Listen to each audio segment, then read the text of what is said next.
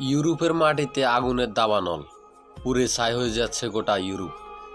আপনারা দেখতে পাইতেছেন কাঁচা গাছগাছরা কিন্তু অটোমেটিক জ্বলতেছে এবং মনে হচ্ছে যে ওই গাছগাছরার মধ্যে পেট্রোল মারি রেখেছে। আসলে আল্লাহ যে উপরে আছে এবং আল্লাহর কুদরত যে চলতেছে এটা আপনাকে মানতেই হবে।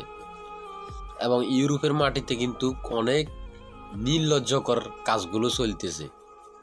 এই জন্য হয়তো আল্লাহ তাআলা এই ইউরোপের মাটিতে একটা গজব সৃষ্টি করে দিছে।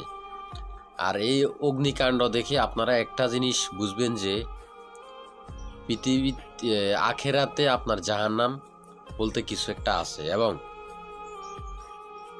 জান্নাত বলতেও কিছু একটা আছে।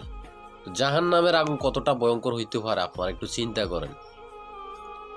আপনারা নির্দ্বিধায় একটু ভাবুন, চিন্তা করুন, দেখবেন সব বুঝতে পারবেন। আসলে আপনারা এইটা তো দেখতেছেন যে আগুনটা কিন্তু অটোমেটিক জ্বলতেছে এবং গোটা ইউরোপ ছাই হয়ে যাচ্ছে জ্বলে। তারা ফায়ার সার্ভিস বাহিনী লাগাই দিছে কিন্তু থামাইতে পারতেছে না এই অগ্নিকাণ্ডকে। কতটা শক্তিশালী চিন্তা করুন একবার।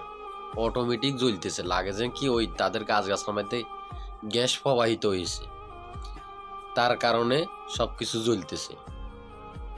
আসলে বিষয়টা হচ্ছে তারা খারাপ কাজের সাথে লিপ্ত হয়ে যাচ্ছে, দিন দিন তারা আরো খারাপ কাজের সাথে যুক্ত হচ্ছে। এই কারণে আল্লাহ তাআলা একটা গজব সৃষ্টি করে দিছে এখানে।